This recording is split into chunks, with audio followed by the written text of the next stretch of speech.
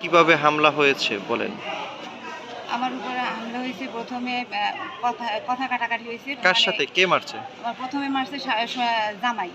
জামাই, স্বামী? হ্যাঁ, মোহাম্মদ নুরুল ইসলাম হাওলাদার। হ্যাঁ। প্রথমে ও সামান্য বিষয়ে দুধের বালতি চাইছে, এটা দিতে দেরি হয়েছে। তারপরে বাবা-মা নিয়ে গালাগালি করার কারণে এক পর্যায়ে ও চড়াও হয়। চড়াও হওয়ার পরে ও আমার গায়ে হাত তোলে। গায়ে হাত তোলার পরে আমি ওর মায়ের কাছে যাই। ওর মায়ের কাছে বললে ওর মাও আমার উপরে উঠে চড়াও হয়। এরপরে ওর মায়ের বাড়িতে বসে আমার সামনে রুমে বসে আমার ওর মাথা চুল ধরে নোয়াইয়া তারপর শুধু এইসব পারিবারিক কারণেই নির্যাতন করে? হ্যাঁ, ওই যৌতুকের দায়।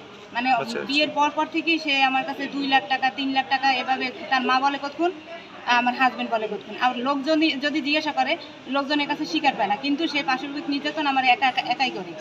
আর আমার বাড়িতে কোনো বিয়ে হয়েছে কত বছর? বিয়ে হয়েছে এই 3.5 বছর। আপনার নাম কি?